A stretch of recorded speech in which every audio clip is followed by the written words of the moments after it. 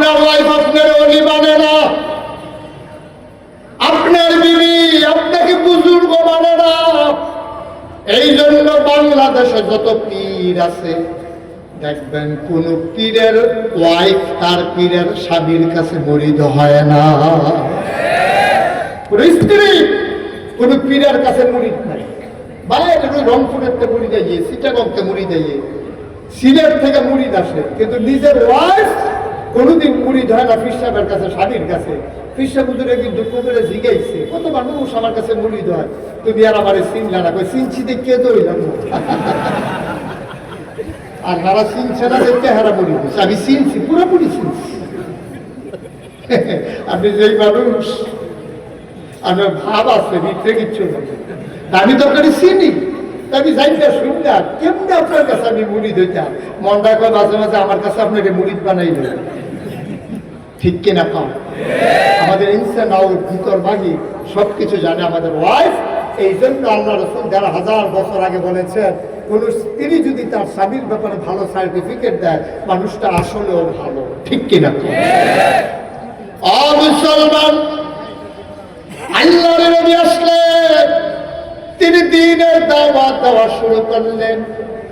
আপনি মনে করবেন না দিন মানতে গেলে শুধু আজকে বাধা। ১,৫০০ বছর আগে আমার নবী কত বড় বাধার মুখোমুখি হলেন। যে মানুষটার এই রোদের ভিতরে ছায়া দিত মেঘমালা, যে মানুষটার পায়ের নিচে পড়ে পাথর নরম তুলার মতো হয়ে যেত, যে মানুষটা জীবনে কোনোদিন একটা মিথ্যা কথা বলে নাই, কোনোদিন ওয়াদা খেলাম একটা ধরতো না, একটু কমাই দাও, কোনদিন যিনি একটা মিথ্যা কথা বলেন নাই, কোনদিন যিনি ওয়াদা খেলাফ করেন নাই, কোনদিন যিনি আমানতের খেয়ানত করেন নাই, কোনদিন কারো উপরে অবিচার করেন নাই, অন্যায় করেন নাই, ন্যায় সঙ্গত হলো ক্ষমা করে দিয়েছেন, কোনদিন যিনি হাত উঠান নাই, এই নবীকেও মক্কার কাফেরেরা ছাড়ে নাই। নবী যখন দ্বীনের দাওয়াত দিলেন, আম্মা জান খাদিজা দাওয়াতের আগেই দাওয়াত কবুল করে নিলেন। আবু বকর সিদ্দিক, হযরত আলী, হযরত খাব্বাব, সুমাইয়া, নানানভাবে মুসলমানের সংখ্যা বাড়তে শুরু করলো। এবার আল্লাহর নবীকে প্রকাশ্য হুকুম করা হলো। আল্লাহর নবী চলে গেলেন সাফা পাহাড়ের কিনারে। ওই সাফা পাহাড়টা ছিল তৎকালীন একটা সিম্বলের মতো। মানুষ যখন বিপদে পড়তো সাফা পাহাড়ের উপরে উঠে মানুষদেরকে ডাকতো। আল্লাহর নবী ডাকলেন, ভাইয়েরা, আমার বংশধরেরা, আমার যারা গোষ্ঠী জ্ঞাতি, আমার দেশবাসী, দৌড়ে দৌড়ে আসো দেখি। সবাই সাফা পাহাড়ের কিনারে একত্রিত হলেন। আল্লাহর নবী বললেন, আমি যদি বলি পাহাড়ের পেছনে একদল গড় সরোয়ার আছে, ঘোড়ায় চড়ে একদল বাহিনী দাঁড়িয়ে আছে, তোমাদেরকে কচুকাটা করবে, হত্যা করবে, তোমরা কি বিশ্বাস করো না? সবাই আশ্চর্যান্বিত হয়ে গেল, তাই নাকি? কেন বিশ্বাস করব না? এই জীবনে 40 বছরের উপর তোমার বয়স হলো, কোনোদিন একটা মিথ্যা কথা বলতে আমরা শুনি না। এটা কি এই আমাদের দেলদুয়ারের তারা বলছিল না মক্কার ওরা বলছিল? না, কথা বুঝেন নাই আমার? আমরা বলছিলাম না মক্কার মানুষ বলছিল? এখনকার না তখনকার? তখনকার ১,৫০০ বছর আগের মানুষগুলো আমার নবীর ব্যাপারে রায় দিল।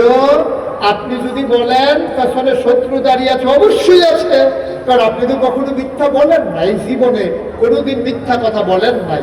যেই কাফেরেরা নবীকে এই রায় দিল, আপনি কোনোদিন মিথ্যা বলেন নাই, নবীজি তখন বললেন, তাইলে কুলু লা ইলাহা ইল্লাল্লাহ তুফলিহু, তোমরা সবাই তাইলে পড়ে নাও লা ইলাহা ইল্লাল্লাহ। একটু বসাই দেন তো। এই যে ভাই, এই যে ভাই, আহা শুনে না নাকি কথা? বসেন একটু, যেখান থেকে আসছিলেন ওইখানে যান। এই যে যেখানে উনি মনে করছে অন্য হুজুর, সিফা দিয়ে বইয়া থাকেন, উডনের চিন্তাও করবেন না। এখন থেকে যে উঠবে তার আর বিচার হবে না, এখন থেকে বিচার হবে তাদের যাদের কাছ থেকে উঠছে।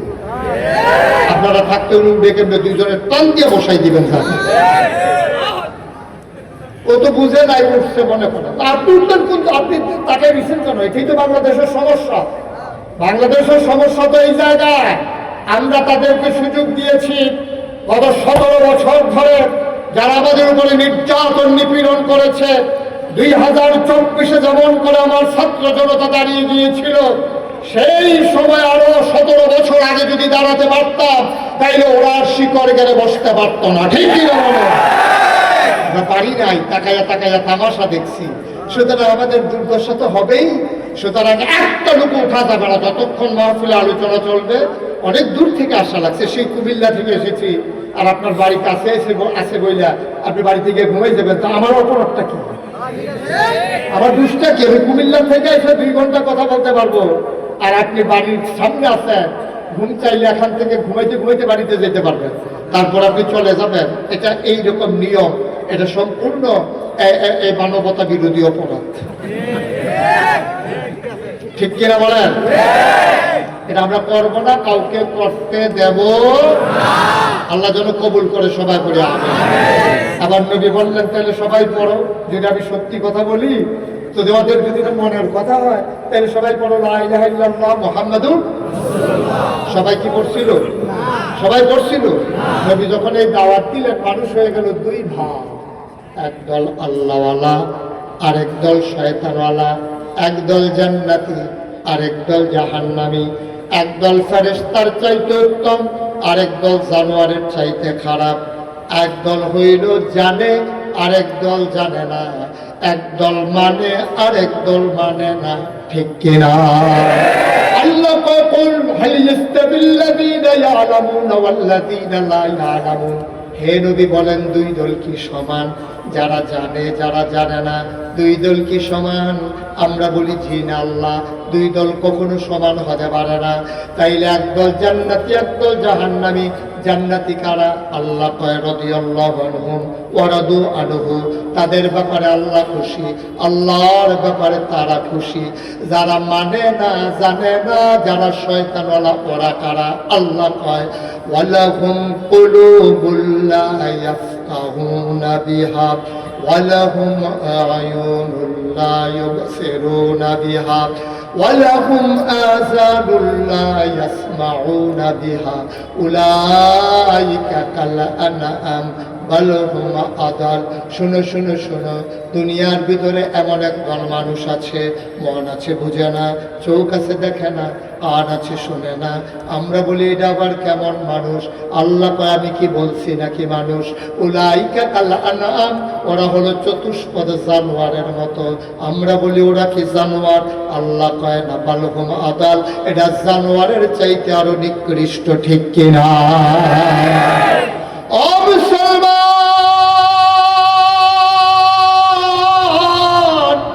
মন দিয়ে শুনো রে ভাই, আল্লাহর নবী যখন ডাকলেন একদল মানুষ ঈমান এনে ফেললো, আরেক দল ঈমান তো আনলই না, বরঞ্চ বিরোধিতা শুরু করলো। তৎকালীন জামানার নেতা নাম আবু জেহেল। আবু জেহেল রুখে রুখে যায়, নবীর গায়ে আঘাত করতে চায়, কয়েকজন ধরে রাখে, আবু জেহেল মারতে যায়, আবার ভয়ে আগায় না। চিন্তা করেছে নবীর আব্বা নাই, মুহাম্মদের আব্বা নাই, চাচা আমির হামজা, চাচা আবু লাহাব, চাচা আবু তালেব, এক একজন বীর পুরুষ। আমি যদি দেই একটা, খাওয়া লাগবে 10টা। ঠিক কিনা কর? রক্তের একটা টান তো আছে। আমি যে মোহাম্মদকে 3 পাইয়া বা খারাপ পাইয়া মারতে যাবো, ওর চাচারা যদি খেইকা যায় আর জনে যদি 2টা করিয়া দেয়, আর আমির হামজা একটা দিলেই আমি নাই। সুতরাং উপায় কি? এই চিন্তা করে আগায়, কিন্তু দেন নবীর চাচা, কোন চাচা? আবু লাহাব। এই আবু লাহাব ছিল সাংঘাতিক খারাপ প্রকৃতির মানুষ। এই আবু লাহাব একটা পাথর নিছে, পাথর নিয়ে নবীর জিকে একটা ঢিল মারছে, জঘন্য একটা গালি দিছে, বলছে ইয়া মুহাম্মদ তাব্বালাক, ও মুহাম্মদ তোমার ধ্বংস হোক। নাউজুবিল্লাহ বলবেন না? আল্লাহ নবীর আপন চাচা, ও মুহাম্মদ, ইয়া মুহাম্মদ তাব্বালাক, ও মুহাম্মদ তোমার ধ্বংস হোক। আল্লাহর নবী ওই পাথরটা নবীকে চিনে ফেলছে। নবী গড়াতে গড়াতে নবীর কদম মোবারকের কাছে গিয়ে থেমে গেছে। নবীর গায়ে পাথর আর লাগে নাই। নবী মারাত্মক কষ্ট পেলেন, আব্বা নাই, জন্মের আগে আব্বা হারিয়ে ফেলেছি, যদি আব্বা আজকে থাকতো, আমার চাচা হয়তো এমন করে আঘাত করতে পারতো না, এমন করে আমাকে ঢিল মারলো, জঘন্য গালি দিল সবগুলা মানুষের সামনে। নবী মাথাটা নিচু করে কাঁদতে কাঁদতে উঠে চলে আসলেন। সাথের সাহাবা যারা, ওরা বলতে, ইয়া রাসূলুল্লাহ, আমরা কি কোনো প্রতিবাদ করব না? আমরা কি কিচ্ছু বলবো না? আল্লাহর নবী বললেন, না, আমাদের বলার সময় হয় নাই।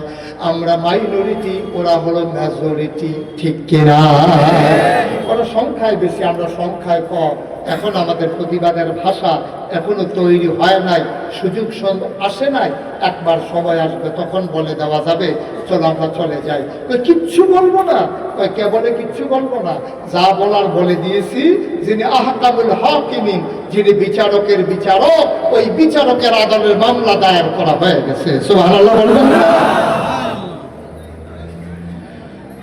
দুনিয়ার ভিতরে বিচার হয় থানায়, দুনিয়ার ভিতরে বিচার হয় জেলায়, দুনিয়ার ভিতরে বিচার হয় হাইকোর্টে, দুনিয়ার ভিতরে বিচার হয়, মামলা হয় সুপ্রিম কোর্টে, আপিল বিভাগে, নানান ভাবে দুনিয়ার ভিতরে বিচার দেওয়া হয়।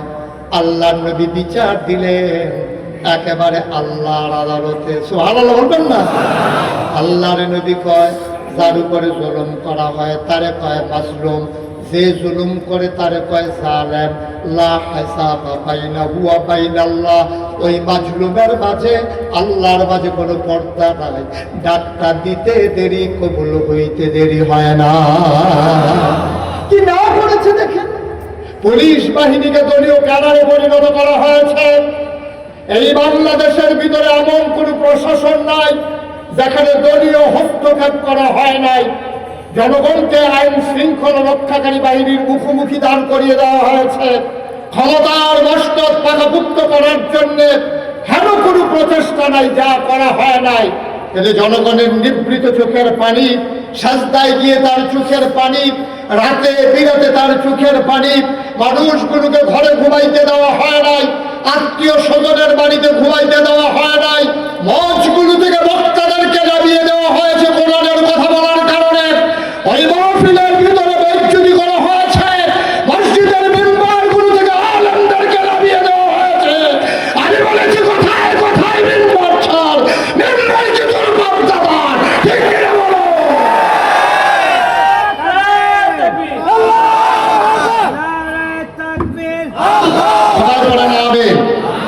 এরকম স্লোগান দিলে যারা ঘুমে আসছিল তারা ঘুমারও ঘাটনা হইব, ট্যাবলেটের মতো কাম করতে আসে,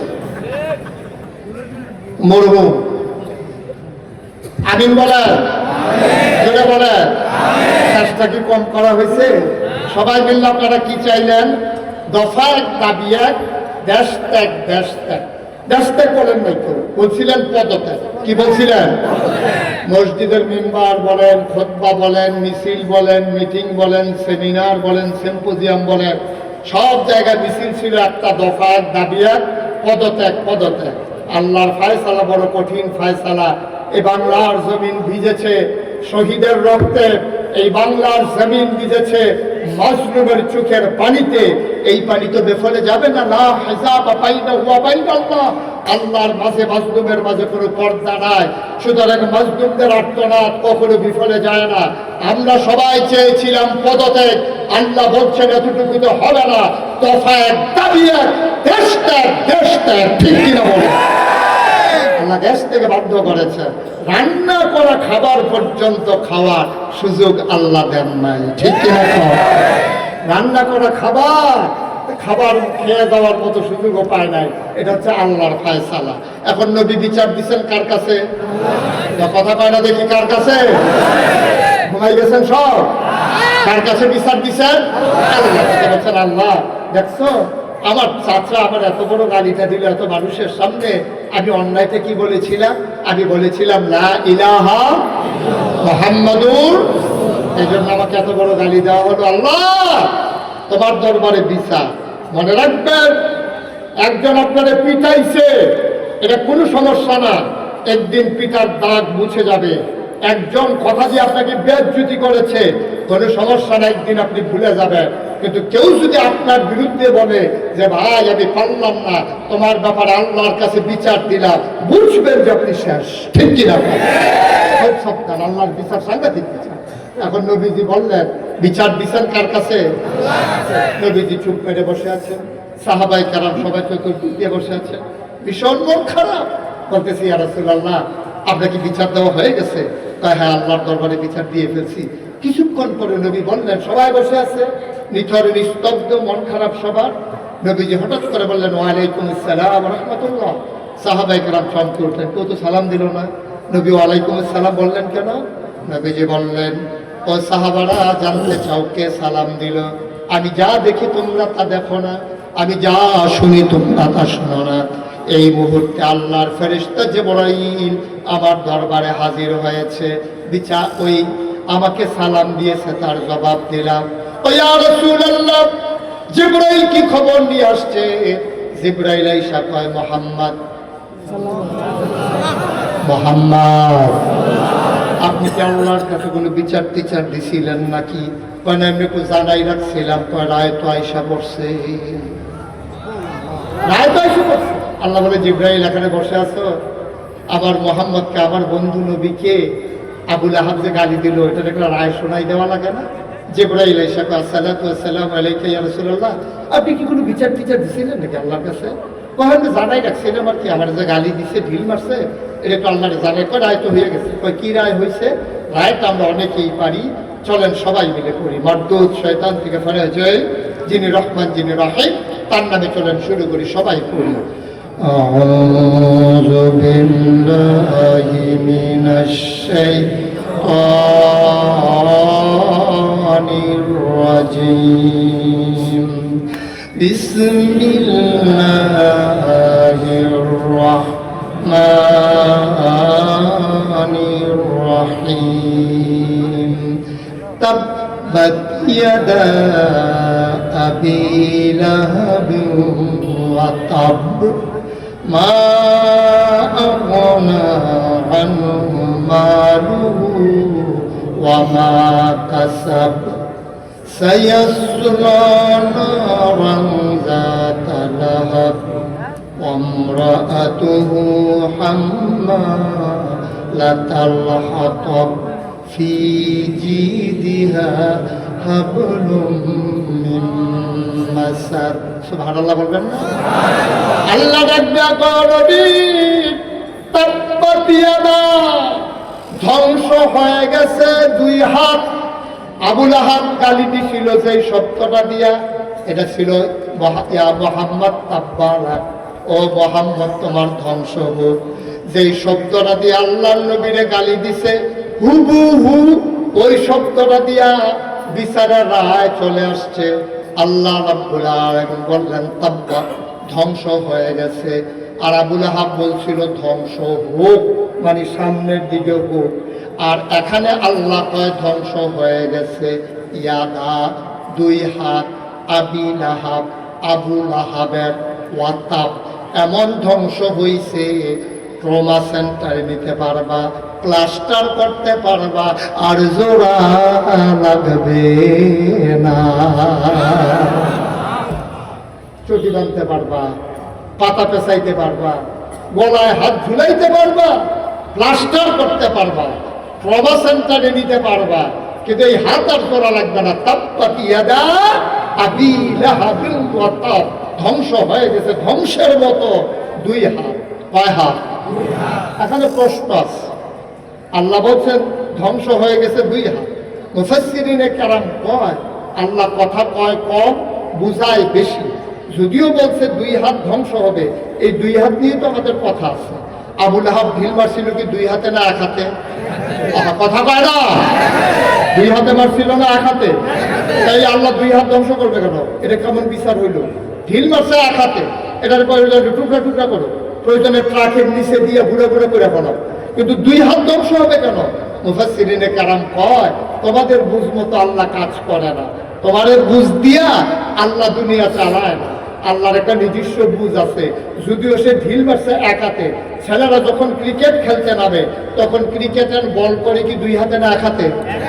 কথা বলা দুই হাতে না এক হাতে, কিন্তু যদিও এক হাতে বল করে আর এক হাত দেখবেন ঘুরা, এইভাবে ঘুরাইতে ঘুরাইতে ঘুরাইতে ঘুরাইতে দৌড় দেয়, আর এক হাত কিন্তু গায়ের সাথে বাইটা দেয় না, কারণ এক হাতে ঢিল মারে আর এক হাতে হেইল কয়, এই হেইল কইলে এই হাতে জুট দেয়, ওই হাতের ভিতরে জোর পাওয়া যায়। আবুল আহাব যদিও ঢিল মারছে এক হাতে, জুট দিছে আর এক হাতে, এই জন্য আল্লাহ কইয়া দা ধ্বংস হয়ে গেছে দুই হাত। সুবহানাল্লাহ বলবেন না? মুফাসসিরিন কেরাম কয় আল্লাহ কথা কয় কম বুঝায় বেশি, যদিও বলছে ধ্বংস হয়ে গেছে দুই হাত, তার ধ্বংস হয়ে গেছে 6টা জিনিস। কয়টা? কথা কয় না, কয়টা? আমি নামগুলো বলে যাব, আপনারা 1 2 গুণে যাবেন, দেখবেন 6টা হয় কিনা।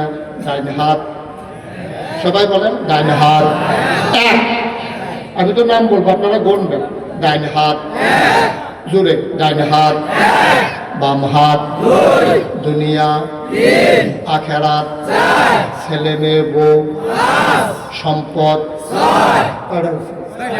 আল্লাহ তো বলছে 2 হাত ধ্বংস হবে, মুফাসসিরের পর নাই 6টা জিনিস তার থাকবে না। আবার বলি, হ্যাঁ, ডাইন হাত, বাম হাত, দুনিয়া, আখেরাত, ছেলে মেয়ে বউ, সম্পদ। এই 6টা জিনিস দুনিয়াতে আবুল আহাবের আর কোনো কাজে লাগবে না। কারে ঢিল মারছে বুঝে নাই, সে আন্দাজ বুঝে নাই কারে ঢিল মারছে, তার 6টা জিনিস শেষ। আল্লাহ রাব্বুল আলামিন যখন এই আয়াত নাযিল করলেন, সাহাবায়ে কেরাম কয় ইয়া রাসূলুল্লাহ, এই কথা কি আবুল আহাবকে বলে দেব নাকি? ওই গোপন রাখার দরকার নাই, প্রকাশ করে দাও। সাহাবায়ে কেরাম গিয়া দেখে আবুল আহাব বন্ধু বান্ধবকে নিয়ে আড্ডা মারতেছে। গিয়া আবুল আহাব শুনছো নাকি মুহাম্মদের খোদা আয়াত নাজিল করেছে, তাব্বাত ইয়াদা আবি লাহাব ওয়া তাব। এই কথা শোনার পরে আবুল আহাব দিছে দৌড়। পিছন দিয়ে যারা কর্মী ছিল, যারা তার অনুসারী ছিল, সবাই দৌড়ে কয়, নেতা আপনি দৌড় দিলে আমাদের কি উপায়?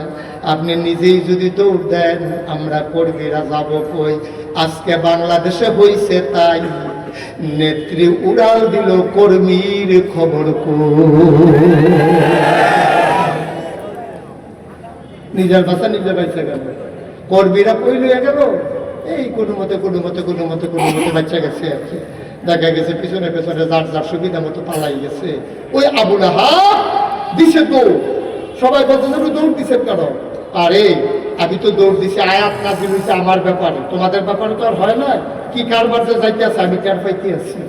আপনি কি মোহাম্মদের আল্লাহকে মানেন? কত না মানি না। কত না মানলে বললো কি, এতে কি আসে যায়? আবুল আহাব চিৎকার করে কয়, ভাই মোহাম্মদেরও মানি না, মোহাম্মদের আল্লাহরও মানি না, কিন্তু এই বয়সে খেয়াল করে দেখলাম মোহাম্মদের আল্লাহ যা কয় তাই হয়। সুবহানাল্লাহ বলবেন? মানি আর না মানি, অন্তত এটুকু বিশ্বাস করি মোহাম্মদের খোদায় যা কয় তাই হয়। মোহাম্মদের খোদায় যখন কইছে আমার 2 হাত নাই, মনে করলি আমি নাই। কি খেলা আল্লাহ! সুবহানাল্লাহ বলবেন না? মনে হয় যেন হুবহু এই বছরের মধ্যে মিল্লা যাইতে আছে না? এটার নামই কোরআন, এটার নামই কোরআন। 1500 বছরের আগের কোরআন এখনো পুরাণ হয় নাই। পৃথিবী এগিয়েছে বহুদূর। 1500 বছর আগের কোরআন এখনো সেই কোরআনই আছে, কিন্তু এই কোরআন যেন আজও জীবন্ত, কোরআন যেন আজও সমাজের সাথে মিলে গেছে। মিলাইয়া বলে মন দিয়ে শোনো, তাড়াহুড়া কইরো না। প্রতিদিন এই জায়গায় মাহফিল হয় না। 36 বছর মুশতাক ফয়েজি মাহফিল করি, দেশে দেশের বাইরে। মাহফিলে কদম দিলে মাহফিলের ওজন বুঝি। আজকে টাঙ্গাইলের জমিনে মাহফিলে কদম দিয়া মন সাক্ষী দিয়েছে, তোমাদের মাহফিল আমার আল্লাহ কবুল করে নিয়েছে। আমরা তো অনেক বুদ্ধিমান, ওয়াজ অর্ধেক শুনেই বাইরে যায়। আবার অনেকে আছে পুরো ওয়াজই শুনে শুই না কান্দে, আহা আহা জীবন তো শেষ করে দিলাম রে, কি যে উপায় হবে? কান্দাকাটি কইরা তোবা কইরা মাহফিল থেকে বাড়িয়া রাস্তার উপরে গিয়া ডাক দিয়া কয় যে হুজুররা কত কথাই কইব, বিড়িটা দে। এবার বিড়ি টানতে আছে আর ওয়াজ উঠতে আছে বিড়ির দোয়ার লগে। বাংলাদেশে খুব চালাক হয়ে গেছি তো আমরা। কত যে একটা মনে পড়ছে, এটা বলে ফেলবো নাকি? বলেই ফেলাই না। এক লোক মাহফিলের ভিতরে বসেছে, ওয়াজ শুনছে খুব মন দিয়া, শুইরা কাঁদছে, হুজুরে তওবা করাইছে, তওবা করছে, গাল ভাইয়া ভাইয়া পানি পড়ছে। লোকটা খুব একেবারে নরম হইয়া মাহফিল থেকে বাড়িয়া, লোকটা আগে ছিল ছাগল চোর। কিছু কথা কয় না কেউ, কিছু ছাগল চোর। সে মাহফিলে বৈশা চিন্তা করতেছে, রে আমি কত ছাগল যে চুরি করছি, সবজির নামও মনে, কত এই সংখ্যাও আমার মনে নাই, আর জীবনে এই কাজ করব না। আজকে তওবা করলাম, যতদিন বাইসা থাকি ছাগল যদি সামনে হাইটটাও যায়, এটা কি কালারের ছাগলে দিব সামনে না, চুরি তো দূরের কথা। এখন সে যখন রওনা দিছে, মাঝ রাস্তায়, বাড়ি একটু দূরে, আধা মাইল দূরে, রাস্তায় গিয়ে দেখে ডাইনে বামে সামনে পেছনে কোনো লোক নাই, একলা একটা ছাগল আসতে আসছে। তার ফুরার কথা মনে পড়ে গেছে, আহারে ছাগল না যদি শিয়ালে খাইয়া ফেলায়। এই তো একদম মায়া দেখাইয়া সে করছে এই ছাগল নিয়া বন্ধু বান্ধব নিয়ে রাতের ভিতরে জব কইরা রান্না বান্না কইরা সেটা খাওয়ার জন্য বসছে। প্লেটে যখন ছাগলের গোশত নিছে, তখন ওই হুজুরের কথা মনে পড়ছে, আর এই হুজুর যে কইছিল যে কিয়ামতের ময়দানে খবর আছে, ওই কারবারে তো ঘটাইলাম, একটা রায়তো তো যাইতে দিলাম না, কারবারটা হইল কি, এই চিন্তা করে সে কাঁদতেছে। তো সাথে বন্ধু বান্ধব বলতেছে, তোর ছাগল আনতে কইছিল কি, আইনা সেটা যদি খাওয়ার সময় কান্নাকাটি করো, খাওয়ার কোনো মজা আছে? তুই চোখের পানি বুঝ। ওই চুরি যে করলাম, গোনা যে হইলে এখন কি করো? তা আরেকজনে বুদ্ধি দিছে, শোনো গোনা তো যা হওয়ার হইয়াই গেছে, আসো গোনাটার আমরা সবাই মিলে একটু কমাই। ওই কেন কমাবো? ওই মসজিদের ইমাম সাহেব মুয়াজ্জিন সাহেবকে দাওয়াত দিয়া না, তো ওনারাও খাইবো, খাইলে আমাদের সব গোনাটা একটু কমবো, ওনারাও এটার মধ্যে ভাগ পাইবো, দেখবি গোনা ভাগ হয়ে যাবো। হুজুর এখান থেকে দোয়া করবো, আমরা লাস্টে গিয়া কথা বলবো। সবাই গেছে, ইমাম সাহেবকে গিয়া বলছে, ইমাম সাহেব আমাদের ঘরে খাসির গুস্ত দিয়েছে, একটা ভাত খাইবে না। তো ইমাম সাহেব কবে থেকে গরু খাই, খাসি তো আর খাই না। খাসি কেমন? মাশাআল্লাহ করে তাজা খাসি, ফ্রেশ। এখন খাসির গুস্ত যখন দিছে, ইমাম সাহেবের সিনার গুস্ত, নালার গুস্ত সুন্দর করে খাওয়া দাওয়া শেষ হয়েছে। পরে ইমাম সাহেব এখন যাই, হুজুর যাইবেন যে একটা কথা তো আছে। কয় কি? চুরির খাসি। কি এর খাসি? কথা বলা দেবে, কিসের খাসি? ইমাম সাহেব, আমি একটা সময় মসজিদের ইমাম, আমার পিছনে কত হাজার হাজার মানুষ নামাজ পড়ে, তোরা আমার চুরির খাসি খাওয়াইছ। এই কথা যদি এখন মানুষ জানে, কেউ আমার ইমাম রাখবো? কেউ কেউ জানবে না, কারণ আমরা তো চুরি, আমরা তো কমই না, আপনি তো চাকরি হারানোর ভয়ে বলবেন না, সেটা চাকরি যাওয়ার ডর নাই। তবে হুজুর আপনি যখন কইয়েই ফেলাইছি, আপনি একটু বলেন তো, আচ্ছা হুজুর খাসি যে চুরি করলাম, এর কি হবে কিয়ামতের ময়দানে? আরে কি হবে? খবর আছে তোমার যে তুমি নিজের খাসি চুরি করছো, খাসির মালিক তোমার সামনে এসে দাঁড়াবে, বলবে যে আল্লাহ কে আমার খাসি চুরি করছে। আর কি হইব? খাসি নিচে আইসা তোমার বিরুদ্ধে সাক্ষী দিব, খাসিও আইব, খাসির মালিকও আইব। খাসির মালিকে বলবে আমার খাসি চুরি করছে, আর খাসির জবান খুলে যাবে, খাসি বলবে জি আল্লাহ চুরি করছে। তো তে কইতাছে হুজুর খাসিটা আইব নি? হ্যাঁ কিয়ামতের ময়দানে আইব। যার খাসি তেও আইব। তাইলে আর টেনশন না। কেন? যার খাসি তারে কয় নাও, তোমার খাসি লইয়া যাবো, শেষ। যত টেনশনের কি আছে, তার খাসি তারে দিয়া দেবো, বিচার তো হবার মনে। নাউজুবিল্লাহ বলবেন না? কষ্ট হইতেছে আপনাদের? ছেড়ে দেওয়া দরকার। কথা কি মনে আছে? হাত কয়টা? কয় হাত? কয় হাত? বলছে 2 হাত, ভিতরে আছে কয় হাত? ডান হাত, বাম হাত, দুনিয়া, আখেরাত, ছেলে মেয়ে, বউ আর সম্পদ। এই 6টা জিনিস আবুল আহাবের কোনো কাজে লাগবে না। আবুল আহাব দিছে তো তার ভক্ত বুড়িদারা জিগায় দৌড়ান কি এর লইয়া? মোহাম্মদ রেও মানি না, মোহাম্মদের আল্লাহরেও মানি না, কিন্তু খেয়াল করে দেখেছি মোহাম্মদের আল্লাহ যা কয় তাই হয়, ঠিক কিনা? মুসলমান, আবুল আহাব অপেক্ষায় আছে, কোন জিনিস দিয়ে আক্রমণ শুরু হবে আল্লাহই জানে, কি দিয়ে আমার উপরে বিপদ আসবে আমি তো জানি না, আল্লাহই ভালো জানে। আবুল আহাবের বউ ছিল জঘন্য খারাপ, নগণ্য না জঘন্য? সাংঘাতিক খারাপ ছিল আবুল আহাবের স্ত্রী। নবীর রাস্তার ভিতরে কাটা বিছাই রাখত, জানালা খুলে সারা রাত জেগে জেগে তাকাই থাকত। আল্লাহর নবী যখন তাহাজ্জুদ করার সময় উঠতেন আর মরুভূমি দিয়া হাঁটতেন, পায়ের ভিতরে যখন কাঁটা ঢুকে যেত, উফ করে যখন চিৎকার করত আবুল আহাবের স্ত্রী হাসতে হাসতে দরজা বন্ধ করে দিতেন, জানালা বন্ধ করে দিতেন। বলেন নাউজুবিল্লাহ। দেলদুয়ারের মুসলমান, নাগরপুরের মুসলমান, কোনদিন মুশতাক ফয়েজী তোমাদের কাছে আসে নাই, আর কোনদিন আসবো কিনা জানি না। মন দিয়ে বসো। এবার আবুল আহাব অপেক্ষায় আছে কি দিয়া শুরু হয়। আবুল আহাবের ওয়াইফ ছিল জঘন্য। আল্লাহ যে বলছে তাব্বাত ইয়াদা আবি লাহাব ওয়া তাব, আবুল আহাবের 2 হাত ধ্বংস হোক। এই কথা শোনার পরে হয়ে গেছে আবুল আহাবের বউয়ের কানে এই খবর গেছে। এখন মহিলা আগেই রাগ, এখন রাগ কমছে না বাড়ছে। সাংঘাতিকটা একটা দাও নিয়ে মোহাম্মদ নবীজিরে খুঁজতে আছে, যারে পায় তারে কয় মোহাম্মদ দেখছো কই? কয় না, মোহাম্মদরে দেখি না। আবু বকর এবং আমার নবীজি একসাথে হাঁটতেছেন। আবু বকর বলতেছি ইয়া রাসূলুল্লাহ, আবুল আহাবের স্ত্রী হাতে দাও নিয়ে আসতেছে, নিশ্চয়ই আপনার তালাশ করতেছে। এখন যদি আপনারে পায় তাহলে তো সে আঘাত করে বসবে। আল্লাহ নবী মুচকি হেসে কয় আসবে, কিন্তু আমাকে দেখবে না। সুবহানাল্লাহ বলবেন। ঠিক ঠিক সামনে এসে আবু বকর সিদ্দিককে বলতেছে, ওই তোমার লগের যে ও কই, আজকে পাইলে খবর করাই ফেলামো। নবী পাশে দাঁড়িয়ে দাঁড়িয়ে হাসতেছে, আবুল আহাবের স্ত্রী দেখে না। সুবহানাল্লাহ বলবেন না। চূড়ান্ত রাত, দিন শেষ হয়ে গেল, সন্ধ্যা ঘনিয়ে এলো, গধূলি লগ্ন পর্যন্ত, বিকেল সূর্য ডুবো ডুবো প্রায়। পাখিগুলো আপন নিরে ঘুমিয়ে পড়েছে গরু গরু গোয়াল ঘরে। শিশুরা মায়ের নিরাপদ হয়ে চলে গেছে, প্রিয়তম স্বামী প্রিয়তমা স্ত্রীকে নিয়ে চলে গেছে ঘরে। কেউ জাগনা নাই। আবুল আহাবের স্ত্রী ঘরে ফিরে নাই, চলে গেছে গভীর জঙ্গলে। জঙ্গলের ভিতরে গিয়া সে বাতি নিয়া টোকায়া টোকায়া কাটা গাছগুলা কাটতেছে, আর সবগুলা একসাথে করে রশি দিয়া একটা গিট্টু দিয়া ওই বিরাট বড় একটা বোঝা বানাইছে নবীর রাস্তায় বিছানোর জন্যে। নাউজুবিল্লাহ বলবেন। সে চলে গেছে জঙ্গলের ভিতরে। কাছে যেই কাটা ছিল এগুলো তো আগেই কাটা হয়ে গেছে, আজকে চলে গেছে গভীর জঙ্গলে। বড় বড় কাটা দেখা সে মুসকি মুসকি হাসে, আয়নি এই কাটাটা যদি মোহাম্মদের পা দিয়া ঢুকে, একদিক দিয়ে ঢুইকা আরেক দিক দিয়ে বের হয়ে যাবে, এই নিয়তে সে প্রতি কূপে কূপে দেখা যায় এই কাটার ঢাল কাটতে আছে, কাটতে কাটতে কাটতে কাটতে সবগুলো একটা রশি দিয়া বাঁধছে।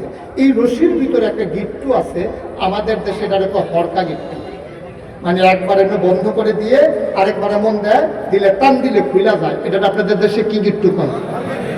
হরকা। তো আপনারা একরকমই হরকা গিট্টু। আমি কক্সবাজার গেছিলাম মাহফিলে, আমি গিয়া বলছি হরকা গিট্টু, ঘর আমার দিকে চাইয়া বসছে। আমি কি ভাই এভাবে দিয়া তারপর রোলটাই এমনি দেয়, এরকম একটা পেটের মতো বার হয়, টান দিলে খুলা যায়, ঘরে ভেবে চাইয়া বসে। আমি কই ভাই বুঝছেন নি কি কইতে আসি? ওই একটা গিট্টু। আমি গিট্টু বুঝতে হইব না, হরকা গিট্টু বুঝতে হইব। তো সাথে এক ফাজল মাদ্রাসার প্রিন্সিপাল ছিল, ওনারে বললাম ভাই এরকম যে রশি দিয়া এমনি দিয়া তারপরে উল্টেই আছে দেয়, এটা একটু বুঝাইয়া কর না। সেই লোক আমার দিকে হাসি দিয়া পায়, আমি বুঝলে না তারপরে বুঝাইতাম। আমি নিজেই তো হলো বুঝছি না আপনি কি গিট্টুর কথা কইতে আছে। তো পরে আমি বলছি ভাই আগামী বছর আইতে আসি, ব্যাগের ভিতরে করে দড়ি লইয়া আইতে আসি, হরকা গিট্টু কারে কত নারে সিনাই দিয়া যাবে। এখন আবুল আহাবের স্ত্রী দিছে হরকা গিট্টু। কি গিট্টু? তো হরকা গিট্টু দিলে একটা পেটের মতো বের হয় না।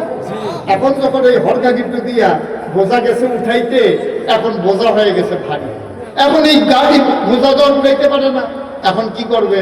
এত বড় সোজা জঙ্গলের ভিতরে কেউ নাই, কারণ এবিডির মতো ইয়া দেওয়ার মানুষের নাই। কি কর এবিডির যে ইয়া, এবিডির কি ইয়া ইয়া, এই এবিডির মতো ইয়া দেওয়ার অন্য মানুষের না, এবিডির তো জিদ বেশি। এখন এই বেডির এই কেমনে বোঝা উঠাবে? তো শয়তান আইসা বুদ্ধি দিছে, একটা কাটাও ফালানো যাবে না, এই খুব বড় বড় ফাঁকা ফাঁকা কাটা, এটা খুব কাজে লাগবে, এটা নিয়েই যাবে। তো বসতে উঠাইবো কেমনে? এই আটি উঠাবে কেমনে? এই বোঝা তো উঠাইতে পারতেছে না। এখন কি করবে? এখন করছে কি, ধাক্কাইয়া ধাক্কাইয়া একটা পাথরের উপরে নিয়ে উঠেছে। সৌদি আরব সবগুলো পাথরের পাহাড়, যারা গেছেন তারা দেখছেন। একটা পাথরের উপরে উঠাইছে। এবার খেয়াল করতে হবে মনোযোগের সাথে। আপনারা কি এগুলো দেখতে পাচ্ছেন? সবাই কি দেখা যায় না? এটা কি নতুন? মনে করেন এটা একটা পাথর, এটা একটা পাথর। দেখতেছেন তো আপনারা ভূতরগুলো, এই দুইটা পাথর বাজে একটু ফাঁকা যায়, এই সামনের পাথরে বোঝাটারে ধাক্কাইয়া উঠেছে। মহিলারা মাঝে দাঁড়াইয়া মনে করছে মাথাটা একটু নুয়াইয়া কোনো মধ্যে যদি মাথায় নিতে পারি তাহলে যদি হাইটে চলে যাবো, আর কোনো সমস্যা নাই। এই মহিলা সামনের এই পাথরের ভিতরে উঠাইছে বোঝা, মাঝে দাঁড়াইছে, পিছনে আরেকটা পাথর। এখন যখন এই নিচু হইয়া এই বোঝাটারে একটা ধরে গৈরান দিছে, আর গৈরানের লোকে জুড়ে একটু গৈরান করছে, বোঝা চলে গেছে এই পাথরের পিছন দিয়া। যাওয়ার সময় শয়তানেরা ফেরেশতা ওদের রশি গুল করে ধরে রাখছে, এই রশি রাখছে গলার ভেতরে। এখন সামনের পাথরে ফাও আটকাই গেছে, পিছর পাথরে কমর, আর গলার ভিতরে হইল রশির এই এই হরকা গিট্টু, আর পিছন দিকে ঝুলে রয়েছে আপনার কি কয় এই কাটার হাতে বোঝা। এই মুহূর্তে কাটার হাতি যখন আটকাই রয়েছে, সামনেরটাতে ফাও, পিছনটাতে কমর, গলার ভিতরে রশি, ঝুলে রয়েছে কাটা। এই মহিলা কতক্ষণ আওয়াজ কইরা তাই না, তাই কথা কয় না, তাই। এখন তাবুল হাব যখন ঘরে গেছে, সন্ধ্যা হয়ে গেছে, কোনো খবর নেই, মানুষগুলো কই। অনেকের খুঁজতেছে, যারে পায় তারে জিগায়, তোমরা ভাবিরে দেখছো? না ভাই, সব ভাবিরে তো দেখিনি। আরেকজনকে একটু আগে দেখছি জঙ্গলের দিকে গেছে, লাঠি সুটা নিয়া, তারপরে আপনার এই হারিকেন টারিকেন ধরাইয়া, বাতি টাতি ধরাইয়া জঙ্গলের ভিতরে, গভীর জঙ্গলে গিয়ে খুঁজতে আছে। একজনে বলতেছে, ভাই সব ভাবিরে পাওয়া গেছে। কই পেয়েছো? কই যে এখানে আসে। সবাই দৌড়াইয়া গিয়ে দেখে সামনের পাথরে পা লেগে আছে, পিছর পাথরে কমর আটকাই গেছে, আর গলার ভিতরে রশির আটি আটকাই রয়েছে গলার ভিতরে, জিব্বাটা বের হয়ে গেছে। মানুষটা মারা গেছে। খেলাকা কথা কাটা, খেলাকা। এখানে কোনো সাহাবা গিয়া এই কাজ করে নাই, করার মতো সুযোগও ছিল না। সাংঘাতিক খেলা আল্লাহ যুগে যুগে এইভাবে আল্লাহ তার পাপিষ্ঠ বান্দা বান্দিদেরকে দুনিয়া থেকে বিদায় করে। আমরা তার নজির দেখি, শিক্ষা গ্রহণ করি না, ঠিক কিনা বলো? আর আমরা যারা ইসলাম মানি, আমরা যারা দিন প্রচার প্রসারে নিজেকে নিবেদিত করে দিয়েছি, আমরা জানি এই দেশে চলতে গেলে 56,000 বর্গ মাইলের বাংলাদেশের টেকনাফ থেকে তেঁতুলিয়া, রূপসা থেকে পাথুরিয়া, সুন্দরবন থেকে বান্দরবন, প্রতিটি জনপদে দিনের আইন যদি বাস্তবায়ন করতে চাই, আর আকাশে যদি কলেমা খচিত পতাকা পথ পথ করে উড়াতে যায়, আমরা জানি এ পথ কণ্টকাকীর্ণ, এ পথ কুসুমাস্তীর্ণ নয়। এ পথে চলতে গেলে বাংলা হবে, হামলা হবে, জাল জুলুম নির্যাতন হবে, প্রয়োজনে জীবন দেওয়া যাবে, ইমান দেওয়া যাবে না। রাজিয়া ফুকের হাত তুলে দেখো।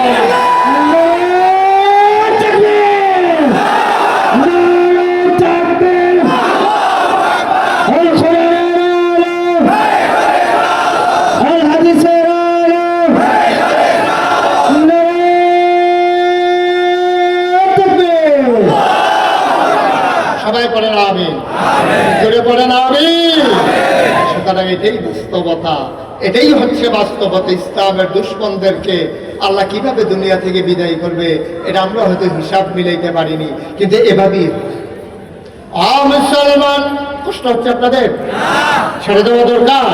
আর সামান্য একটু মুসলমান মন দিয়ে শোনো, কোরআনুল কারীমের 21 পারায় সর্বশেষ সূরার নাম সূরা আহজাব। আমি সূরা আহজাবের শুরুতেই তেলাওয়াত করেছি। আল্লাহ ডাক দিয়া কইয়া, আইয়ুহান নবী, হে নবী, আত্তাকিল্লাহ, তুমি ভয় পাইবা শুধুমাত্র, কেবলমাত্র, একমাত্র আমার আল্লাহকে, ঠিক কিনা? আমরা ভয় পাবো কাকে? কথা না, কাকে? আমরা ভয় পাবো শুধু আল্লাহকে। মুসলমান, যার অন্তরে আল্লাহর ভয় পয়দা হয়, ইন্না আকরামাকুম ইনদাল্লাহি আতকাকুম, তোমাদের ভিতরে তার মর্যাদা বেশি যার কলিজার ভিতরে আল্লাহর ভয় বেশি, ঠিক কিনা? আল্লাহর ভয় কারে কয়? বললে শুনো, কারে কয় আল্লাহর ভয়? অর্ধ পৃথিবীর প্রেসিডেন্ট আমিরুল মুমিনিন আবু বকর সিদ্দিকের ইন্তেকালের পরে সবাই মিলে ধরল, ওমর আপনি হবেন আমাদের পরবর্তী খলিফা। ওমর ডাক দিয়ে কই, ওমরের মা, ওমরকে যদি জন্ম না দিত কতই না ভালো ছিল। ওমর যদি শিয়াল হতো, কুকুর হতো, তাইলে না কত ভালো ছিল। ওমরের মা ওমরকে জন্ম দিয়েছে। আমারে যে তারা খলিফা বানাইতে চায়, আমার দেশের ভিতরে ফুরাত নদীর তীরে একটা কুকুর যদি না খেয়ে মারা যায়, কুকুরটা যদি কিয়ামতের ময়দানে আমি উমরের ব্যাপারে বিচার দেয়, সেই দিন আমি উমরের কি হবে এটা আমি এই ভয়ে অর্ধ পৃথিবীর প্রেসিডেন্ট আমি হইতে চাই না।